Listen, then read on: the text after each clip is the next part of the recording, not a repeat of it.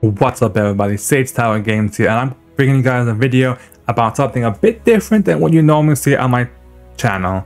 Normally this channel is all about Pathfinder and that kind of D&D tabletop RPG type content.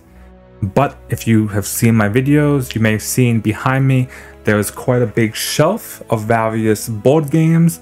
I am quite a big fan of board games, got into it in the past few years, and I want to bring you guys some board game content as well to the channel.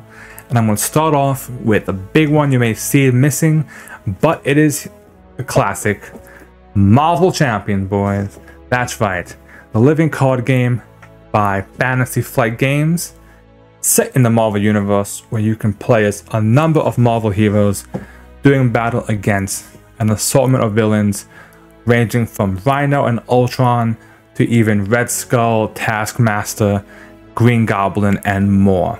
Now, let's start with some of the basics. What is a living card game? A living card game, which is kind of coined by Fantasy Flight, is a game where it's not a collectible card game where the packs are random. Each pack you get has a set number of cards. You know what you're going to get in that pack. It's the same. Every box is the same. And kind of if you buy all the packs and releases, you would have every card in the game. There's no randomness to it. There's nothing to collect, if you will. And because of this, the game kind of releases more content as the game continues. It's not just set like, well, you gotta buy 4 or 5 of these one packs to hopefully get that card. So for instance, in the base game comes with 5 heroes and 3 villains. You get Iron Man, Captain Marvel, She-Hulk, Black Panther, and Spider-Man as your 5 heroes, and you get Rhino, Claw, and Ultron as your 3 villains. At the time of making this video, they have released a number of other heroes and a number of other villains. We've had heroes like Captain America, Thor, Hulk, Doctor Strange, Black Widow, Miss Marvel, Ant-Man, Wasp, Quicksilver, and we're getting more ones like Scarlet Witch, and even some of the Guardians of the Galaxy. Villains that we've gotten are ones like Green Goblin, the Wrecking Crew, the Once and Future King, Kang the Conqueror, and they even released a campaign box, Marvel Champions: The Rise of the Red Skull, which not only gives you Hawkeye and Spider-Woman, gives you 5 villains in this box alone, from Crossbones to Taskmaster, even to a final fight against Red Skull himself. So there's tons of content, and that was an issue this game had when it first came out. You were kind of limited to just 3 villains and maybe 5 or 6 different heroes, and it was kind of, there wasn't a campaign, there was no story. But the game has definitely evolved since its release, and is a lot of fun and a great game for you guys to play. So, how do you guys play this game? Well, the way you play this game is you have a deck of cards, and essentially the cards you have are usually, it's about 40 cards. 15 of them are your signature cards, and these cards are specific for the character that you are playing and are thematic to what your character does. And this is an important part of the game as well, which kind of makes the game so much fun, is the theme that this game oozes. Each character has their own different way to play, where you have someone like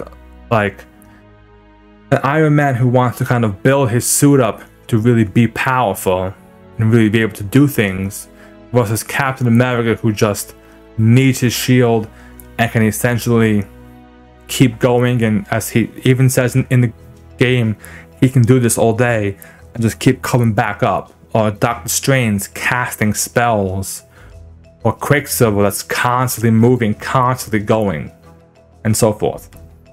And that's one of the best things about this game, in my opinion. is it's not like every character plays the same. Yes, the concepts can be the same. You know, you want to play cards, you want to build up your deck, build up whatever the engine is for your deck, but different styles of play for different characters.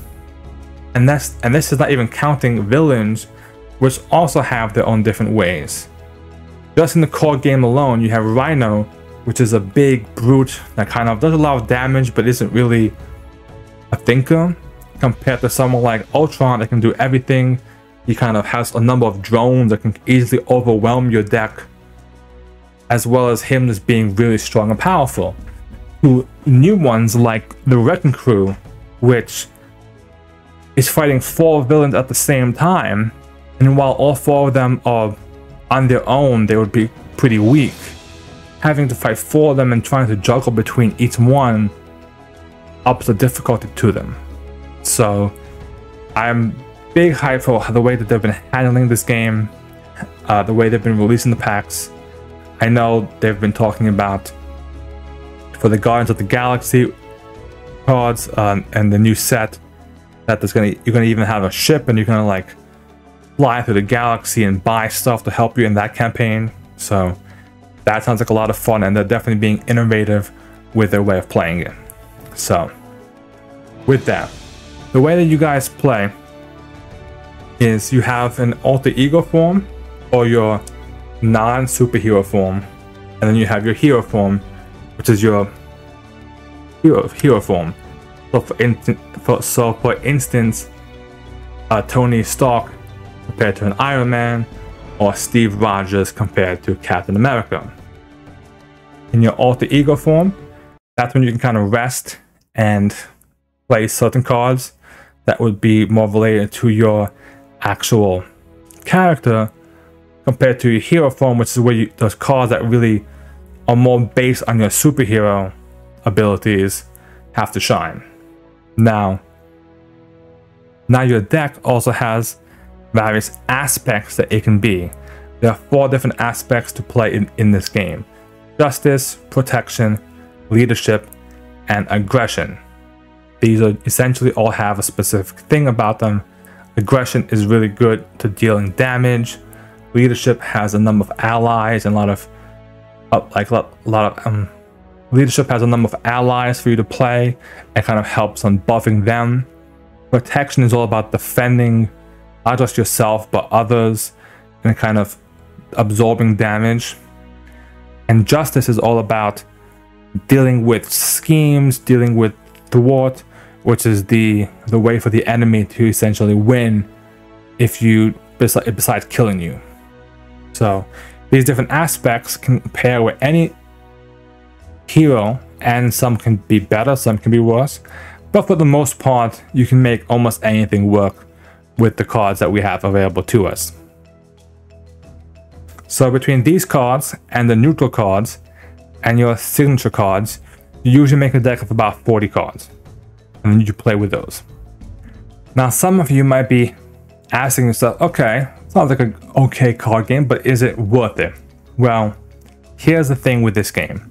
This game is great for those that want to have like a little bit of a puzzle, because you have to really work out what cards to play, how to play against the enemy. And I can go into all the different ways to play the game and go through the different rules, but that would be quite a boring video, to be honest. Like, I mean, plenty of people have done those. Like I said, the game's been out for a while, but I'm not going to spit a bunch of rules at you. Instead, I'm going to talk about what makes this game, in my opinion, really fun. And again, I've mentioned the theme, different characters to play, and a lot of them are a lot of fun. Ant-Man and Wasp, for instance, not just have their normal form and their hero form, but they have 2 hero forms, a tiny one and a giant one. You have a Hulk who does have his Bruce Banner form and his Hulk form, but his Hulk form can't keep any cards. He can't think enough to keep any cards in his hand, but he has to lose his cards every turn. So, but he's got really high stats, and so forth. So that is one thing. The increased villains have made the game a lot of fun. Claw, Rhino, and Ultron were okay challenges.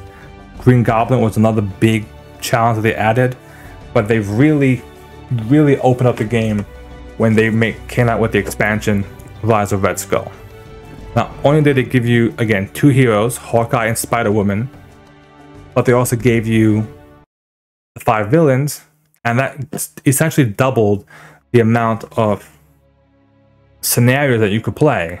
And not only does it double them, there's various different sets that you can put into the actual villain deck to customize the deck for the villain side. So you can take an easy villain, but you add one of those tougher sets, suddenly it's a lot harder. Ultron by default may be okay, but maybe you had Ultron with the MODOK set. Now suddenly MODOK shows up in your game and makes it incredibly difficult. On top of that, each hero has what's called a nemesis, which essentially is a villain that is opposing that hero. And this nemesis villain has their own set of cards that when they get revealed, get shuffled into the villain deck. And some of these villains are incredibly dangerous. Ones like Baron Zemo or Avalanche. You got Whiplash, you have to Abomination and Killmonger. The list goes on, and they have cards that can really complicate the game and really make the game difficult for you. Now, I kind of threw a bit about the game, and I've kind of shown you guys some clips of the different cards, shown you guys a bit of how the game looks all set up and how it kind of plays a little bit. So let me talk about my final thoughts about the gameplay itself. I play it solo 2-player, which means 1 person to 2 characters. You can also play it solo. I would probably stick to a 2-player game, maybe go up to 3-player if you really want. I've heard stories of people that play this game, and when you go up to like 4 players, which is the max for this game, the game can drag quite a bit. It's a lot of, it'll be a long game, and by the time it gets back to your turn, you kind of may have tuned out a bit if you're not like super invested in the game. So with that, I would definitely stick with 2-player. Great, works at 1 player, and probably push to 3 players if you like have the group for it. This is also a really good game if you just want to play a quick game.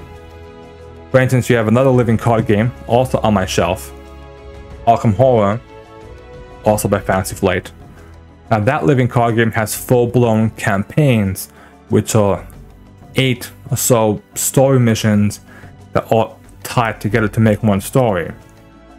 Now yes, we have the campaign, which has 5 different villains to fight in the story, but if you just want to fight 1 villain, you can build a deck, put it together, slap it down on the table, and you're done. You don't need to worry about, okay, I gotta play the same group of people with the same heroes every time over and over. Maybe this week you want to play Hulk, or maybe next week you want to try out Hawkeye with Justice or Captain Marvel Protection. We know all different types. So it has that ability to kind of not be a full-blown campaign where you have to invest yourself. And there are a number of board games these days that are releasing with legacy type games or campaigns where they kind of want you to be invested with a group of people for a long period of time. And it's good to have a game that just doesn't require that. Now, another reason why I'm making this video talking about Marvel Champions is because I'm going to bring you guys Marvel Champions content on this channel. We're going to have reviews about all the new characters, we're going to have tier lists, and may even play some games on Tabletop Simulator. It's easier to play it on Tabletop Simulator than try and set up the game in person. and record it that way. Even though I do have all the cards, you can hear them. But just easy to play on Tabletop Simulator. Now, if you guys play board games, let me know your favorite board games. Let me know if you guys play Marvel Champions. I think it's a great game, and I'm hoping to introduce some of you guys to the game so you guys can kind of learn something great to play with your friends. The Marvel universe is incredibly popular, as we all know, from the MCU has just blown everything out of proportion with its craziness, and they work pretty much closely with Marvel Studios, I think. So I wouldn't be surprised if down the road we eventually get maybe X-Men characters maybe down the road, or maybe Fantastic Four characters down the road. Who knows? Who knows? I do know that the next kind of batch we're gonna get are gonna be very Guardians of the Galaxy based. We know we have Rocket Raccoon, Groot. There's been spoilers for Star-Lord and the like, so that's gonna be really interesting. So hope you guys enjoy this video. Hope you guys enjoy either knowing about this game or just learning about it for the first time. And I hope to you guys join me on this journey for Marvel Champions. So thank you guys for watching, and make sure to stick tuned to the channel and comment and subscribe to it for more content. Thank you.